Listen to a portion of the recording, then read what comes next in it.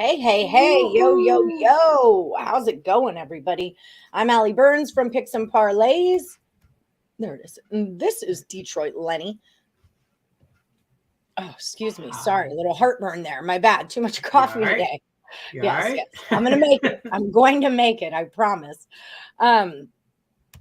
So yeah, every single person lost in the last Woody standing. So all those people get to pick again. I think, what was it? 6 of them? 7. 1, 2, 3, 4, 5, 6, 7 people all lost. Wow. I don't think that's ever happened where we had such a knockout.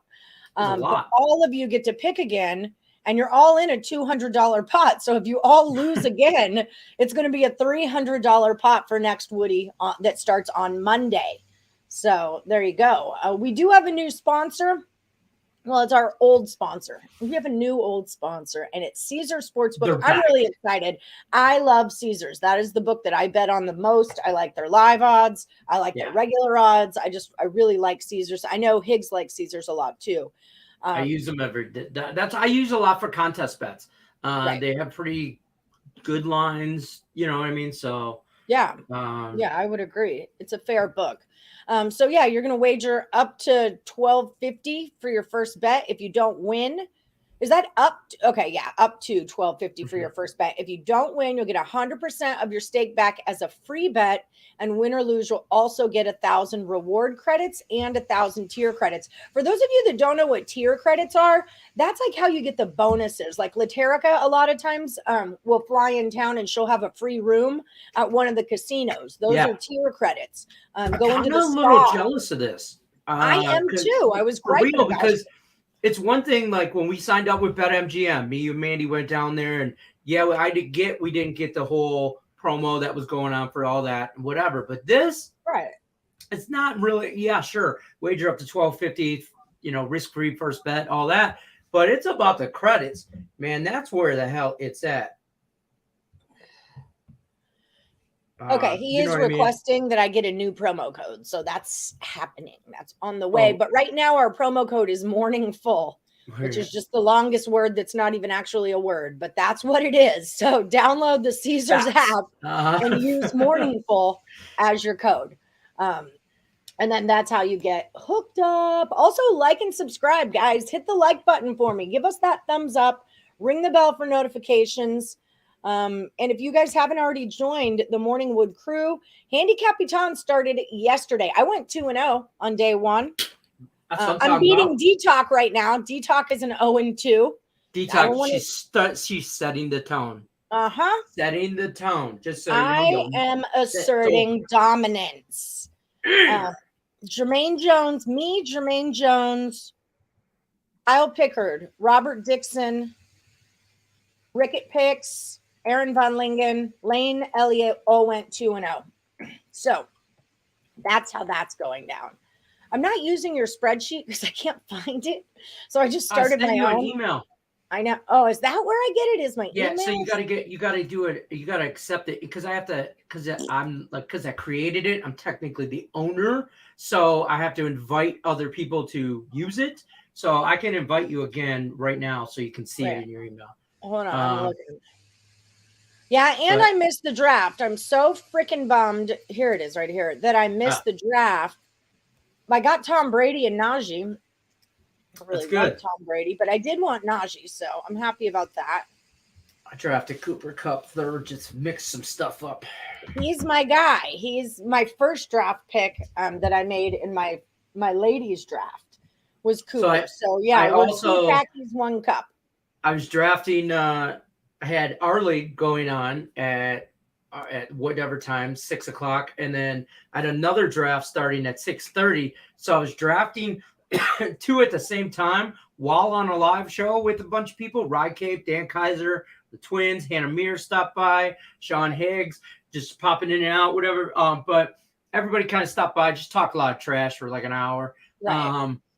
And then so I needed a quarterback. I needed a backup quarterback in our league, and I accidentally drafted him in the other league. Oh, so no. I drafted like 3 quarterbacks in the first 5-6 rounds. Whatever. I got like a C grade in that draft. In our draft, I got like a B. I was impressed. I got a B. How do I know what grade I got? It emails you. Oh, whatever email you signed up with, it'll email you and say, it gives you a whole breakdown. Like it was pretty legit, actually. Let me see if I can find it here with mine. Morning Full does sound dirty. Yeah, when you view your report card, like for my other draft, it says mayonnaise, middle of the road, mediocre. All words that describe this draft. We have to trust Mandy's husband will have trades and player ads as they reach for the playoffs. Oh my God, this is so intense. Okay. I know. And it's like, holy best pick. Shiz. Your best pick was this. You got him, blah, blah, whatever. Your reach pick was Kirk Cousins in the 5th round. That's when I accidentally drafted my 3rd quarterback. And then it gives you some highlighted notes. It's pretty funny, actually, the way they actually rank it.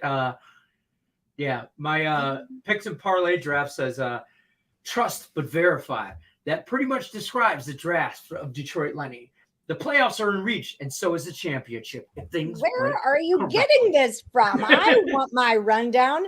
I've got, so first round, I've got Julie Carly in one, and I've got Rye Cape in the other. That's who I'm playing. I'm playing Craig Trapp right out the gate. I figured I'd set the tone, knock him right off the top of his block right now.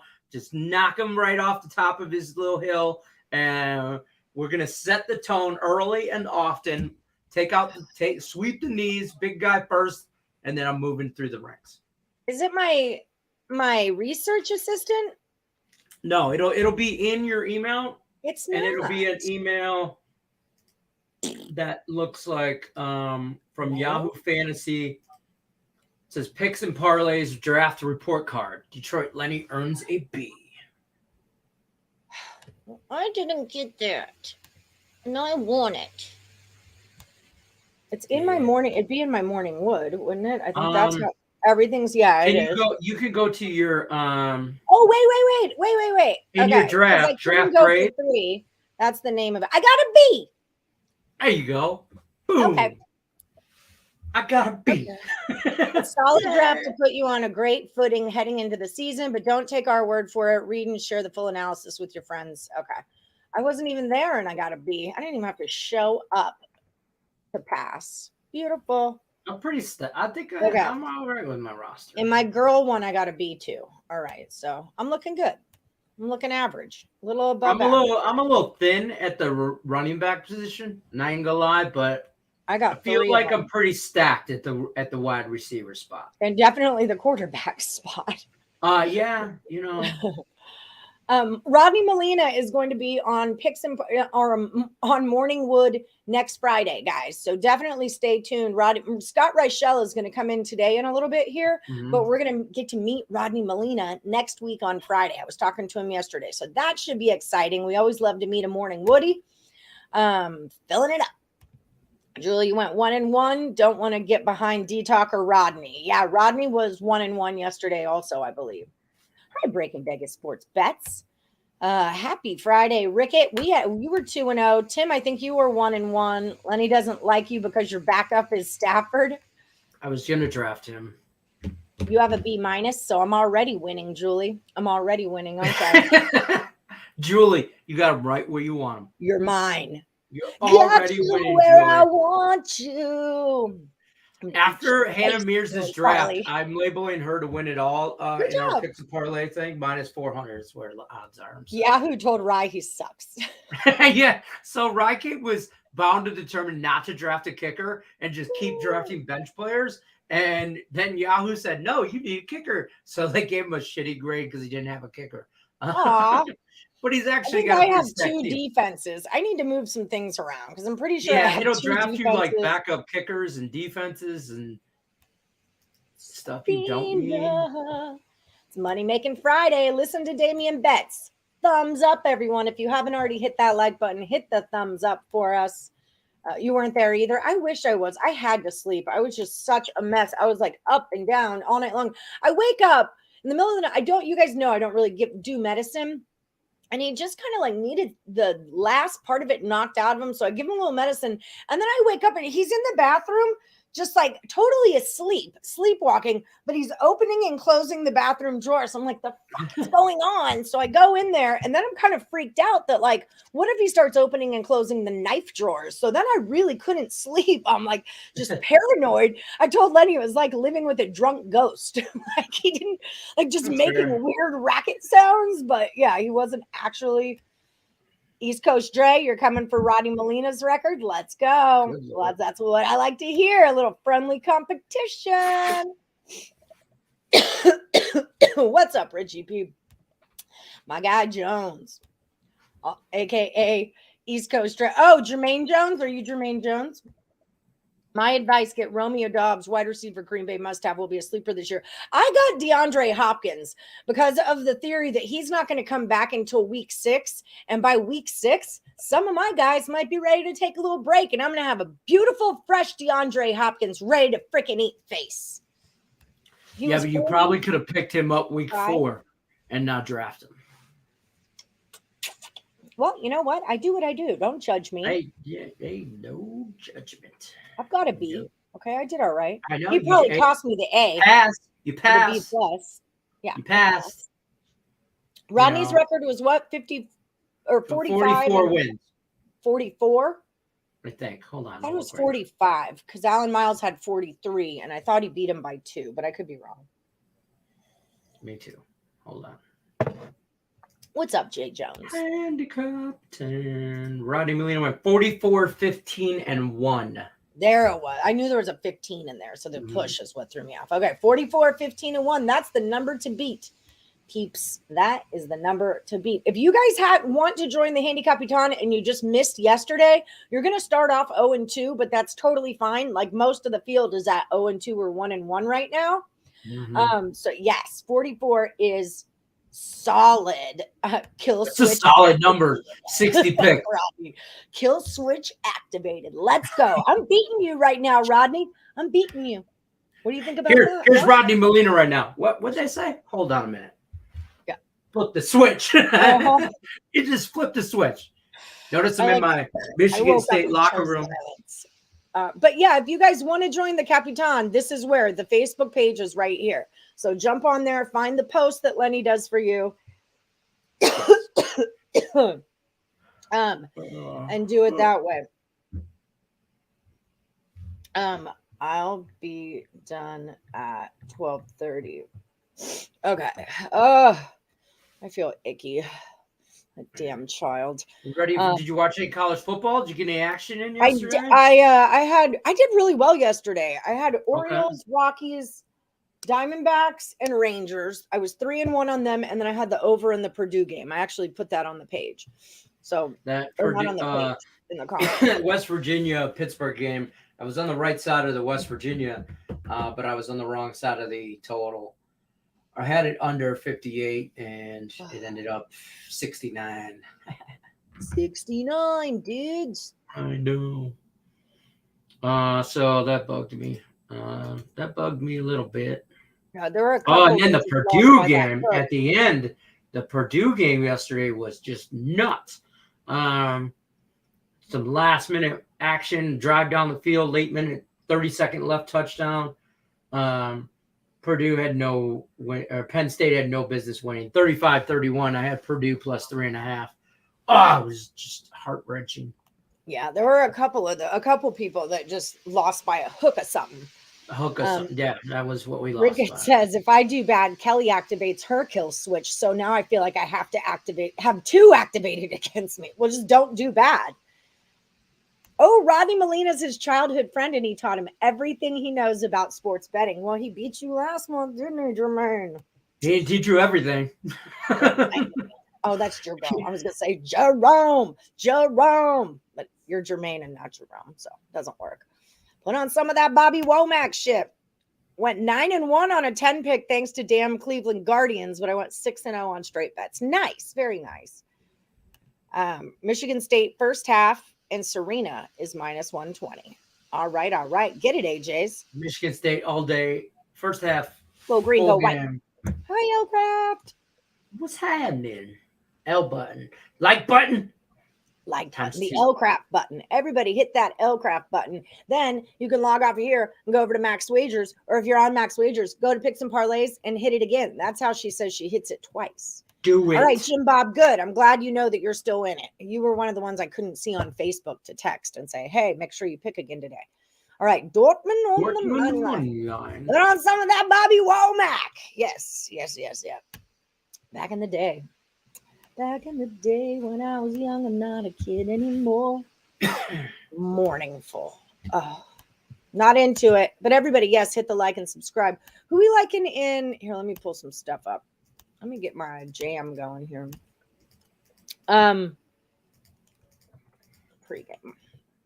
Pre-game. So yesterday, my Purdue over, I'm getting better at the looking at the lines thing. And I noticed that a lot of money was on the under, and that line wasn't moving too far off of where it had gone down to. And so then I felt like it had moved too far under, and I went over on it. So that's kind of what I've been trying. What is 320? It's kind of what I have been trying to keep figuring out. Good talk. End of sentence. Scene. Yeah. Are you sure? Not really. Only kind of. Okay, right, so Scott Reichel will be here in a minute. He just messaged me. Okay, perfect. So Illinois and Indiana.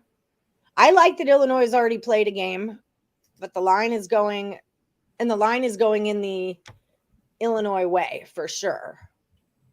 All the money's on Illinois. That would be my pick. If for nothing else, just because they've played a game already. But Indiana's supposed to be really good, aren't they?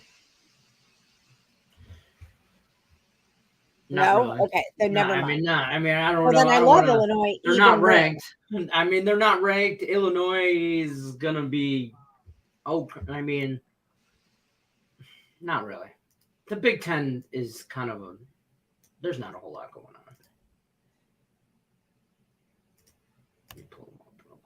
A much better way, the L-Craft button. I like it.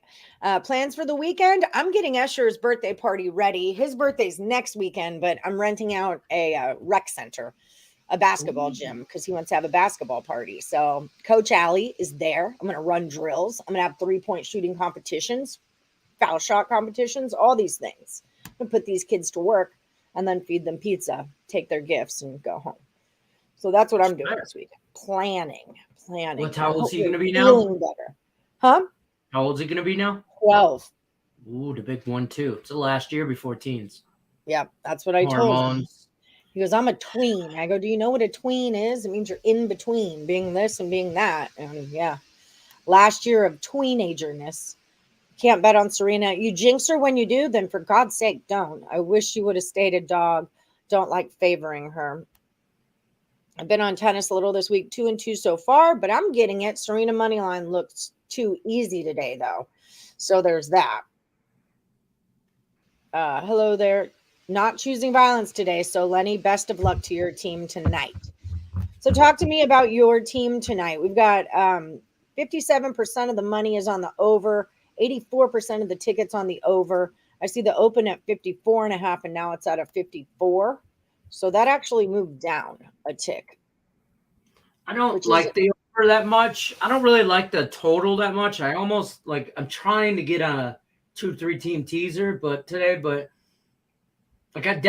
Michigan State rolls in my opinion. But I worry about the over because I don't know if Western's going to do their part to get me. I need them to get me like Michigan State will throw up 40 on them. They're going to throw 40 on them. I don't know if Western's going to score 20. Illinois and the under is where it's at, says Julie. Was it one of those things? I guess it's really just, in college football, I forget sometimes because I'm so college basketball heavy that, we talk about if you play for Michigan State and if you play for Western Michigan, you got passed up by Michigan State. Like if you're a local kid, went to high school there, they passed you up. So now it's your turn to play them and you're going to bring it. But it's so much different in football, just level of talent wise and coaching and stuff like that. In basketball, it's 5 guys. My 5 guys can beat your 5 guys on any given day. But in football, it's way different. Yeah. Yeah. I don't think it's as much as like Michigan State passed on them as much as it is just because the guys that are going to Western, like, it's not like they tried out for the bigger schools like Ohio State or Michigan State or U of M, and then they said no. So then they went to Eastern Michigan or Western Michigan. They know right out the gate where they're getting offers from. Right. You're either not getting an offer or you are.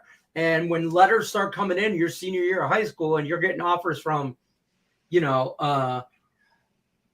I'm just saying like Eastern Michigan, Western Michigan, and you're not getting offers from U of M or Michigan State, you kind of know. Like, you just know kind of thing. It's like a different level. Not to say that nobody can't go up or down a level, but right. It's just, where it's just a different thing, though, at the end of the day. It's a different class. It's class would be a good way to say it. Okay. Minor league. I don't even want to say like minor league baseball. It's not like the Aviators playing the Oakland A's. Right. But it's more than that, but it is kind of similar. Okay. There's no such thing as sure bets, Anthony Manzano, but in terms of baseball, in terms of save money where I can have a hefty return if I gamble on games. Well, if you want a hefty return, you're definitely not getting sure things. There is some plus money out there that's not too bad. Oh, well, happy birthday. Happy 32. Oh, happy birthday. 10 years older than you. I remember 32. That's my wife's age. It's Christian Leitner's number also. Plus, Western Michigan probably had a party last night. Western. That's what we call Western Michigan. Western Michigan. Western. Because if you want a party, you go to Western. That's just saying. Fun. That's also where Elvis was spotted at the Burger King. Was in the Kalamazoo, Michigan, Burger King. After he died, obviously, because he's really not that. This Giants game has 91% of the money on the under, and a 7.5 went to an 8. 62% of the tickets on the under. That seems like it doesn't make sense. I didn't even look at baseball. I'm going to need you to look at baseball. No, I'm looking at it right now. It's all right. I do like Baltimore. I always like Baltimore, but they're way too juicy today. But playing Oakland. I actually like the Padres against the Dodgers today. And I did look at baseball last night. I was a little intoxicated, but Darvish on the mound against there it is. May. Yeah, that's what I was looking at. Dustin May, yeah. Padres just came off of a 3-game sweep, I believe, 3-game sweep of the Giants. Dodgers fighting the Mets, now coming back to the West Coast. They flew back last night. I mean, yeah, they're home and all that, but you're going to be plus money with the Padres. I know they're the Fraudres right now, but they won 3 in a row. That's not too fraudulent. Yeah, but the Giants are not the Giants of old. It's kind of more of a stay away for me, I think. That's fair. I was liking Boston to go over. Oh, see. Yeah, I liked Boston when it was over a 9. No, it is 9 still. Okay. It was a 10. It moved down, which makes me not like it as much. But Keuchel and Pivetta and the way those bats have been rocking and rolling, although yesterday was a bit of an explosion as far as the bats went. Right. Typically, I like to go the other way on that. Scott Reichel's here. Let's see what he has to say. Well, thank you, Anthony. Shit. Hi, Scott Reichel. How's it going? What's up? I got you. Not a lot. Just talking baseball. Nice. Anything How are you today? Doing okay. Hanging in there. Looking forward to college football this weekend. Should be fun. How'd you enjoy the college football action yesterday? I didn't watch it. But I okay. That's an honest answer. I respect that. Okay, cool. It was a sick day. I didn't Yeah, I didn't really answer, or I didn't lose money. I didn't win money either. I pretty much broke even. I might be up or down a half a unit either way, but the Purdue game kind of screwed me at the end. That would have put me up pretty good. That was rough for Purdue. It was a rough loss. Yeah. It really was. And I think for the record, I know I'm going to sound like obviously the guy that bet Purdue. That catch at the end where the guy, he caught it, man. He caught it. He had his hand underneath Yes, it touched the ground, but he still had control. If I'm on the other side, I'm screaming, that's not a catch. But because I was on that side, I'm screaming it is a catch. It's one of those bang, bang plays that, it was a good game. It was a very good game. Purdue gave the game away. Several points. Brom didn't let them drain any clock because he kept calling passing plays when they were winning, trying to drain the last couple of minutes. You had the whatever the hell that was at the end of the first half, where they gave Penn State a free touchdown. I don't know what that was. And then you had the defensive collapse in the final drive. The final drive, it happens. Penn State's still a talented football team. You cannot allow that touchdown to end the first half. That cannot happen. That is totally inexcusable. And the fact that Purdue came back after that, I was impressed by. But Brom did not have a great game as a coach. It was really the first half play that kind of summed it up, because that was a free 7 points Penn State had no business having. No. And you're absolutely right. I'm like, he's throwing the ball and not throwing little screen passes or anything like that. Or like a 20-yard pass, just tackle him. He's throwing 20, he's throwing 20, 25 yards up the middle passes. I'm going, why are you throwing the ball? Run the ball.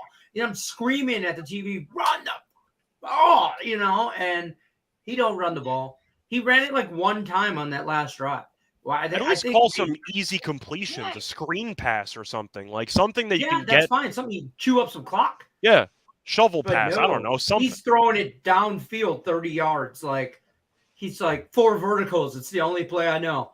And even the play that you're talking about, the tight end who might have trapped the ball, might have caught it.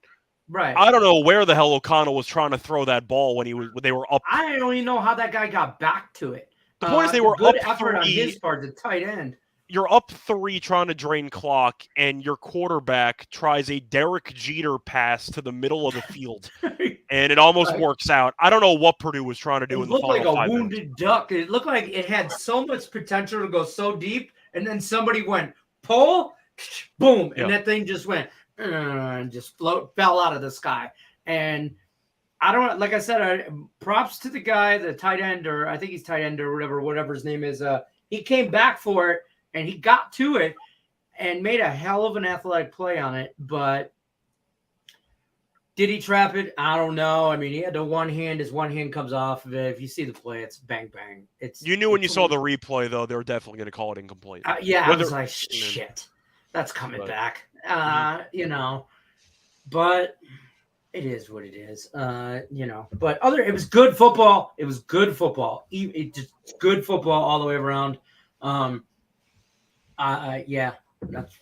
So let's talk about football that hasn't already happened. Okay. Why would we do that? That's crazy. People want our picks. That's why. Okay, so what's the game that you're most excited about tonight, Scott? Because I know Lenny's game. Oh, you talking about it from a betting perspective or as a fan? Because it's both. I was going to say, because it's out of all the cards available for football, this is one of them. It's something to pull up the actual card here. A lot of people seem to like Michigan State tonight against Western Michigan. Michigan State laying roughly 20 and a half. I can understand that angle. Western Michigan is a very, very interesting team in the MAC that tends to be a dark horse candidate, then usually falls apart at some point, I'd say towards the end of the season. I got to assume Michigan State kind of gets it done. I don't think it's going to be easy, but I do think they'll eventually find a way to win that game by 24. I just really don't trust the defense of Western Michigan. And we saw Central Michigan yesterday, and yes, offensively they were great. They gave up 58 points to Spencer Sanders. The MAC defenses are so atrocious that I just think that Michigan State's going to try. No, they really don't try to play defense. What? I think I want to hurry up and get on offense. I think I'm looking at the over potentially because I think Western Michigan might give up 42 here. It would not surprise me if Michigan State just got the offense rolling in this matchup. There has been a lot of line movement on William and Mary for this matchup because Reynolds, the quarterback for Charlotte, is out, and we all saw the backup did last week. It was not good. Am I taking William and Mary? No, because I don't think William and Mary is that good of an FCS team, but I did see that line movement being interested. Which game are you more excited about? Tennessee Tech, Kansas, or Temple Duke? Temple Duke, but just because I'm all about that Duke, baby. And we might actually like win a game or something. I don't know. Yeah, Duke is not supposed to be good this season, but when Duke's are they ever never supposed to be good. good in football? But Correct. Temple's never been good at football. I mean, and the line's moved a 1.5 in the way of the old Blue Devils. Only 50% of the money is on Duke and 67% of the tickets. And it went from a 6.5 to a 9 is what I'm showing there. Yeah, a lot of line movement there. Temple basically replaced its entire coaching staff. They got the quarterback back, though. Mathis is back, so maybe he can do something. Duke, similar story. They nuked the program in terms of the coaching staff, lost a lot of key players, yet apparently people think that there's Duke bad and then Temple bad, and Duke should win by double digits anyway. I'm not laying 9.5 with Duke. That's crazy talk. I'm just not going to bother. I find the Virginia Tech line fascinating, based on the fact that Old Dominion is a home team against Virginia Tech. I'm not used to seeing an ACC team traveling on the road in this type of situation, which I find kind of weird. But I looked at Virginia Tech's team. It's not overly impressive. The weather should be not great, which benefits the dog. I think I'm leaning Old Dominion in this one. I think Old Dominion keeps it close, but if you're asking for my favorite actual play, I think Michigan State crushes Western Michigan tonight. I think they'll score 40-plus points. I don't mind a team total on that one either, especially from what we've seen up to this point with the MAC. I saw Central Michigan's defense. I know Western Michigan's defense is not much better. They want to run the ball a lot because they have very inexperienced quarterback play. The Broncos do. And I think Michigan State's defense puts the clamps down.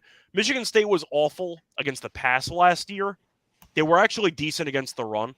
So I think Western Michigan's going to struggle defensively, but I think Michigan State offensively should do whatever. So I think Michigan State wins this game comfortably. How do you feel about that TCU Colorado game? It's the last game of the night. I think I originally liked TCU when the line was actually single digits. I like and Colorado now, right? Yeah. I was going to say the line has gone up pretty substantially, and I know it's mostly 13.5. I believe there might be a 14 out there. I would grab 14 if I can. Colorado's going to be bad. Like, they are not a good team at all in the Pac-12. But you're going to give me roughly 14 points against a TCU team that, changed up its coach at the end of last year. They're not exactly a phenomenal team in the Big 12. They're mediocre. A 6-7 win team is somewhat expected. I think Colorado can hang around. I would lean to Colorado now at roughly 14. But I'm telling you right now, the fact that TCU is favored by this much tells you really all you need to know about Colorado for the entire season. They are going to be really, really bad. I like the over in that game. I just think they're both bad defensively, and I think they're both going to try and air the ball out a lot, and I think we can get a lot of scoring in that game. I think the one concern you have is Colorado, because I don't know if they're going to do much offensively. But so there's that. 87% of the money is on the over. What's funny on the Old Dominion game? You've got 59% of the money on Old D, and then you've got 59% of the tickets on Virginia Tech. So there's a little split action there. What do you think when stuff like that happens, Scott? How do you feel about it? I'm greedy. I go where the money is. At the end of the day, you usually have a sharp square divide, if that's how you want to look at it. The squares of the team are the people that are going to bet the favorites. They'll bet a bunch of tickets for $20 a piece, and that's how you get your ticket count. And the money are the people that are throwing down the 30K bets on Old Dominion. And I do think that when it comes down to looking at a divide between tickets and money, I will always side with the money. I think that the money is usually the sharper side. Occasionally, you're going to see them line up the same. You're going to have tickets and cash basically at the same clip, which is it's just somewhat rare. It does happen, but I like Old Dominion based on the number. And I think it is a weird scheduling spot for Virginia Tech to travel on the road to Old Dominion in the first game of the season. That just sounds really weird. When I saw that, I was like, why are they traveling? It reminds me of last year. Last year we saw Duke travel on the road to Charlotte. And Duke wasn't going to be a good team. I actually liked Charlotte on the money line in that game and ended up winning. But it's one of those weird scheduling spots where you kind of wonder why a team would schedule it this way. And I think Virginia Tech's going to pay for it. I think Old Dominion is a decent team. They finished the year off pretty well last year. Maybe some of that carries over. Virginia Tech offensively, though, is really not a good team at all. is going to be an ugly game, especially with the weather. I like the under in this game, despite the low total. But since I like the under, I'll lean to the dog. I think this is going to be a potential field goal game here. Home dog, for that matter. Love a home dog. Here's a question. It's kind of a two-part, but do you think why some of these big-time college like Alabama and Georgia put these lower-tier schools on their schedule besides the money benefit for the other school? Do you guys think it's also a safe bet for Vegas when they have the money lines for those games and there's going to be a hefty return if there's a possible upset? I think it also, well, I'm not really going to agree with that second part, to be honest with you. I can understand the angle you're trying to make. In reality, when the hell is Bama or Georgia ever going to lose to Utah State? Right. Like, you can talk about a hypothetical.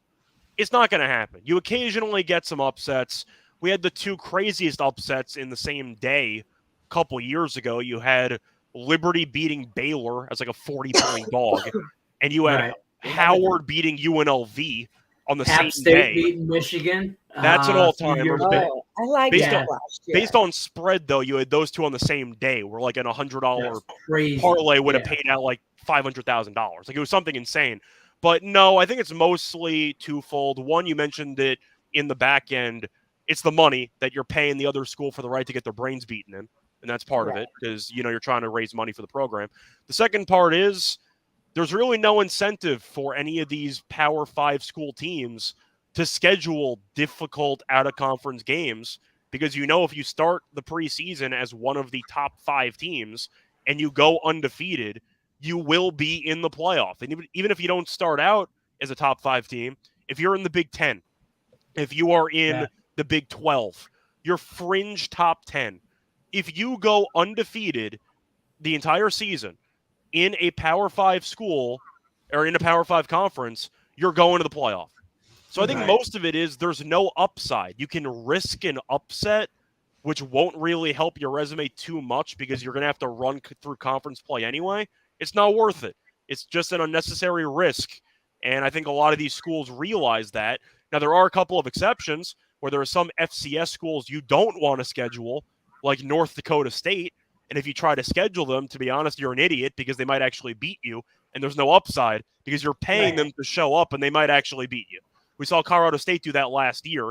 They paid South Dakota State, and they got run out of their own building.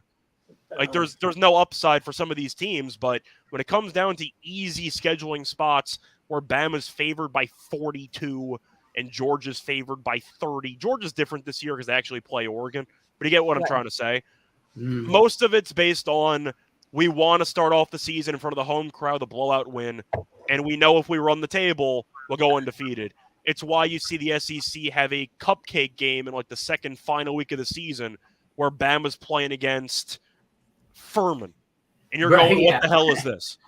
Right. There's no even number. It's so ridiculous they don't even put it in a number. It's like Bama's playing 64. New Mexico State. And you're like, yeah, that sounds about right. Because what's the upside?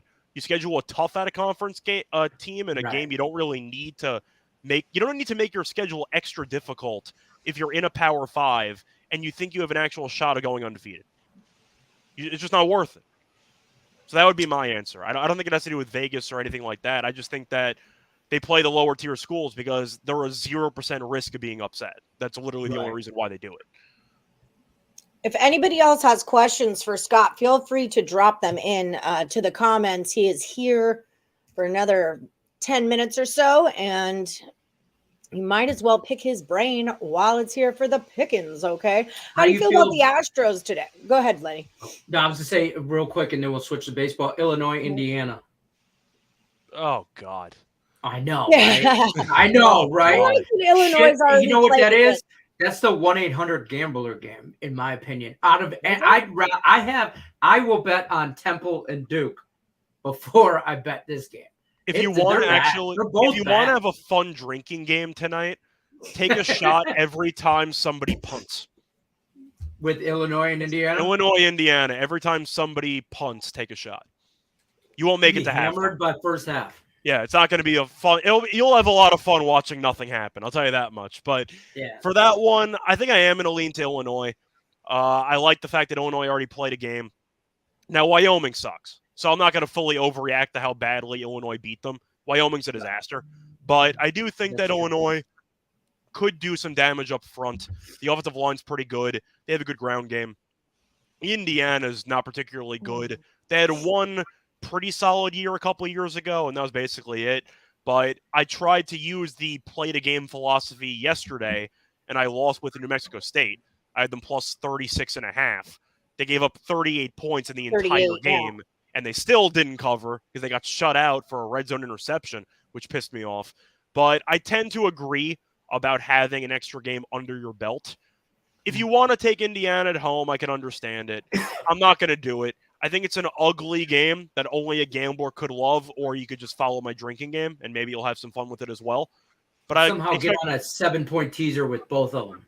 I like Illinois to keep it close and potentially win because I do think they can do enough in terms of the battle of the line of scrimmage. And I think that's going to decide the game. Very much like the Wyoming game. Wyoming was a damn sieve. They couldn't stop anything. It was bad. It was bad. There's also one thing. Oh, sorry to interrupt. But one thing that's worth mentioning, especially for the Saturday card, beware of week 0 overreactions.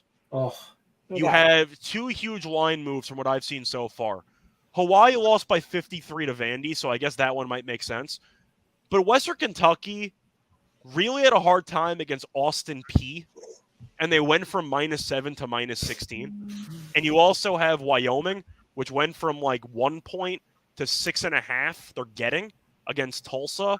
I'm not saying either team is good, but when you have 7-point line moves solely because of one game, you got to pump the brakes. Yeah. That's all I'm saying. I like Hawaii in that game. I like Hawaii plus the points. It's going to be very, very windy, by the way. So if you like overs, just keep that in mind. There's 18-mile-per-hour winds. So keep an eye on the weather report for a decent amount of these games. Okay. Yeah. Is there a Tommy Kidd wants to know, is there a sleeper college football team that you think will fly over their win total if you've even delved into that yet? Let me pull that up because Chris and I actually went through every conference. Okay. I don't know if it was necessarily a win total. I was looking more into conference futures because I did find a book that actually had odds to win division. So you didn't have to actually win the conference. You just had to make it to the conference title game. One team actually played yesterday. I thought Minnesota had some value. I think they were 6-1 to win their division. I think the Minnesota team's actually not that bad. And Purdue lost, which is good for them. If you wanted one prop that I actually liked, maybe not for a win total, but for the division angle, they were missing a lot of pieces from last year's team. It's Louisiana in the Sun Belt to win their division. It's plus 110. I'm aware they're missing a lot. Lewis left, the running backs left. I get it. Their biggest competition in their division is Troy. You have Appalachian State. You have all these other teams. They're all in the other division. All you have to deal with if you are Louisiana is Troy and maybe South Alabama. Louisiana should be able to walk backwards into a conference title appearance, and it's plus 110. So it's not exactly a win total. That's more of a future. But I do think Louisiana people might be overrating how much they lost and how they're going to struggle this year when the rest of their actual division is really underwhelming at best. That's how I look at it. That makes sense. At best. Makes sense. Well, are you excited by Troy or South Alabama? Because I'm not. I am not. Oh, absolutely. There you go. No. I wouldn't, even if we were going to watch that movie, Troy, I wouldn't even be excited by that. I think I'm going to get on that William Mary game. I'm not a what? You're not a Brad Pitt guy? I'm not a guy, first of all. Brad's okay. Well, I'm just not into those kind of movies. That was Brad Pitt, though, right? Yeah. Yeah, I love Brad. Nothing wrong with Brad. It was a good Moneyball. Baltimore on the money line. It's too juicy for us, but I don't know why you wouldn't. Don't know why you wouldn't. Northwestern over 3.5 wins, says Tate. Any thoughts about that? Can you still take that? Because they already played a game. Oh, yeah, that's true. Good call. Good call. I don't think you can take that anymore. So that's also tricky because some of these teams you might have liked, they played week 0, and now you can't bet the win total. So you're already eliminating some teams from consideration. But I mentioned one of my favorite unders was already taking place in week 1. It's the other side of the coin. It was the under 7.5 for Nebraska because you just assume Nebraska's going to choke away games. and Scott Frost is not a good coach. But if you actually wanted a win total that I forgot to mention, I like Miami, Ohio, over 6.5 in the MAC. We saw Toledo's favored to win the conference. I don't think Toledo's any good, but Miami, Ohio doesn't play them anyway. They also have a pretty easy schedule. The out-of-conference isn't the best. They play at Kentucky, that's a loss. They play Robert Morris, that's a win. They play Cincinnati on a neutral. I'm not sure how good Cincinnati's going to be because they lost a lot of pieces from last year's team. And they play at Northwestern. I think Miami, Ohio can hang around. But you'll get their actual conference schedule. They play Kent State, Western Michigan, and Ohio all at home. Northern Illinois, who won the conference last year, played yesterday. Really struggled with Eastern Illinois. They really did not look good. I think Miami, Ohio could win that road game. You have no Toledo. You have no Central Michigan. And Miami, Ohio is very experienced. 6.5 at -133. I like that win total over. All right. Couple more questions for you. Who are your sleeper teams for the Power 5 conferences that you feel can win their conference based on their odds in Vegas? And without looking it up, can the panel name 4 legit Heisman hopefuls so to maybe know which teams would be exciting to watch? Do you guys know about Heisman hopefuls? I could look that up on BOL. Are we talking about value plays or who we think can actually win the award? Because it's usually a quarterback from a playoff team, usually. It's going to either be Ohio State's quarterback, CJ Stroud, or whatever his name is, or however you say his name. Bryce Young, Alabama quarterback. Those are probably the two favorites. I think Gibbs from Bama might have a shot there at the running back position because he's apparently incredible. I think he's got a shot there. So Gibbs might be an interesting non-quarterback option. It's kind of funny because it was mentioned by Anthony a little bit after that original question. He mentioned Van Dyke to win the Heisman. I don't mind that for Miami. Now the issue is 2,800. The issue is they got a new coach in Cristobal. We saw what he did with Herbert and how he basically misused him for 4 years. So I'm not sure he's going to maximize the actual talent that Van Dyke has. But Miami's got a pretty decent schedule. I think Miami could be a dark horse candidate. I love Miami. I love Miami this year. And Pitt didn't look great yesterday. Plus 2,800 is Van Dyke. It's Stroud is number 1 at plus 300. Then Caleb Williams, 375. Bryce Young, 550. Will Anderson, 1,800. Leary, 25. Van Dyke, 28. Gabriel, 28. And Gibbs, 28. And those are kind of the ones we just talked about. But Gibbs, I think, is interesting. I'm tossing Caleb Williams out. I know that he's gonna put up a bunch of numbers. I get it. He's in a Lincoln Riley Spencer system. Rattler? Rattler at South Carolina. We'll see how that goes. But I was so ahead of the curve when it came to evaluating Rattler. I was so anti for so long, and I was dead right, and it felt fantastic at the time. Yeah, he was on that Netflix show, the high school quarterback. Oh, he was a dick. He was a dick then. He was a massive douchebag on the show. And and he got kicked off the team or didn't get to play all the way through because he was from Arizona or whatever. Because my daughter actually, she's like they went to like same school or whatever. She's like, I know that kid. And I'm like Elite 11, I think was the show called or something. Something like that or whatever. Where they quarterback competition show, whatever. Whatever his name from also played Jake Fromm. Didn't he play it? Yeah. Didn't he was on that show too? Yeah. Yeah, he was. But from what I remember, National Football League Quarterback Challenge. For what I'm looking at, no, it's not it. It was definitely it had the name like Elite in it or something. But yeah, they were NFL. They were high school quarterbacks that were about to go to like getting fielding offers from college schools. Yeah, but to look through Caleb Williams, I mentioned the playoff angle. QB1, and you also got to remember who's also voting on the Heisman. It's a lot of old people. They're not staying up to watch USC play at 11 o'clock. No, that's just not happening. The Pac-12 rarely wins the Heisman. You have a couple of exceptions in there. I still can't believe McCaffrey didn't win the Heisman for what he did at Stanford, which I thought was absolute garbage. He completely earned that. But I think that geographically, there are some things to overcome for Williams. On top of that, do I think USC is going to be a very good team? I don't know. They should be pretty good. I'm not picking them to go undefeated. Do I think they're going to make the playoffs? No. I think Utah is the best team in the conference. They have to play Utah on the road. But if USC goes, let's just say 10-2, they make a decent New Year's Six bowl, they don't make the playoff. Is that good enough for Williams to win a Heisman? Probably not. Yeah. And based on those odds, I'm not interested. Fair. Yeah, it was called QB1 Beyond the Lights, and like Justin Fields was on there, Jake Fromm, Tate Martell, Spencer Rattler. I know him.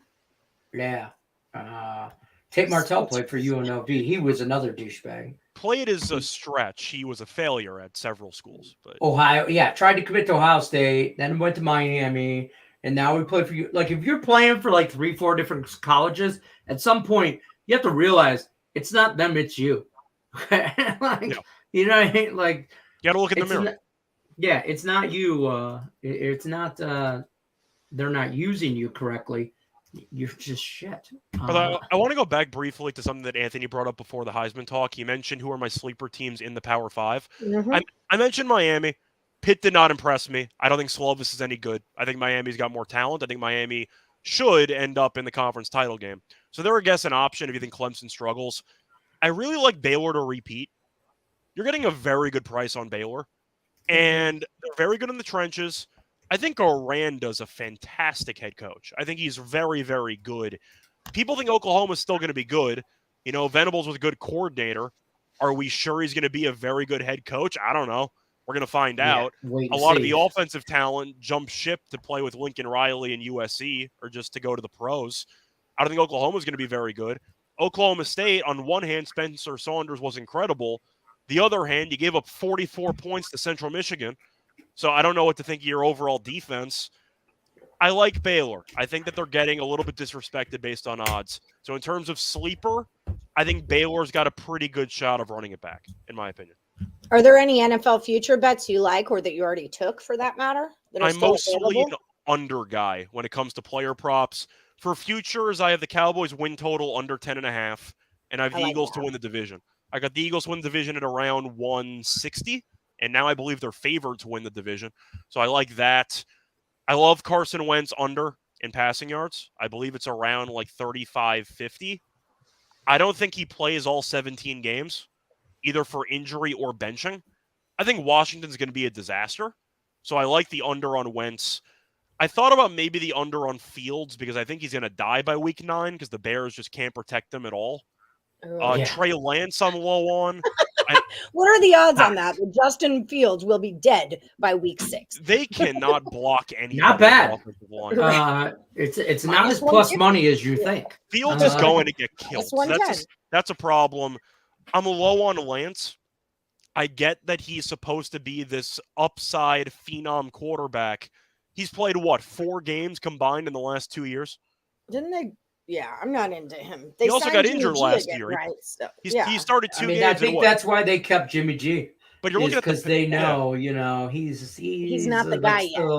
Wait and see kind of thing. But you're looking at the passing yards. It's like 3,700 and change. Like he's going to run the ball a lot, and even against Arizona in a limited action, he got injured last year. I don't know if he can stay healthy. He's not an accurate passer. I think he's decent. He looked decent in preseason. I didn't think he looked great. But I think everyone's expecting Lance, mostly because of fantasy, because of rushing yard upside. Is he a great passer? No. So I'll take the under roughly 3,700.5 or whatever passing yards because he might get hurt or he might even get benched. There you go. All right. Well, we are running out of time right now. I know you've got a show in about 6 minutes that you've got to go to. I got 2 shows, actually. Steen and I got a college football show. I have 2 shows also. I have free picks in the Power Hour. So we're busy. We're booked solid on this Friday. So everybody follow Scott Reichel at Reichel Radio, and then follow him over to Just Parlays at 2 p.m. Eastern, which is about to start. Stuff you like today. You like Michigan State minus the 21. You like the Michigan State team total over, and you like the whole game over 54, correct? Yes, I feel better about the team total than the full game, but I do like the over in general. Okay. Fair enough. So these are the leans. These are the picks. Do with it what you will. I kind of copped out of HC today and did my home and away team thing that I do. I just don't love anything right now. And I started out 2-0 and I feel like I'm overthinking right now. So I'm just going to put out my blanket play and put a little pause in my thing. And for an upset special, I'm keeping an eye on Old Dominion.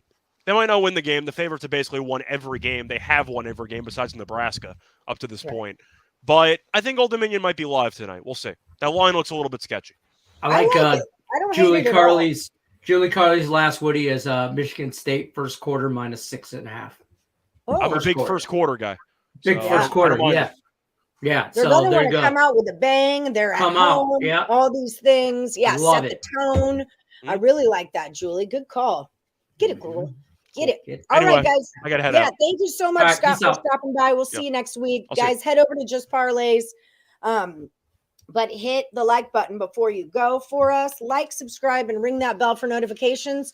If you're picking last Woody standing today, just do today. Remember, you're off for the weekend. Enjoy. But then on Monday, the new last Woody standing is going to start again right here on the live show. You've got to be on the live at 1 p.m. Eastern to enter the last Woody standing.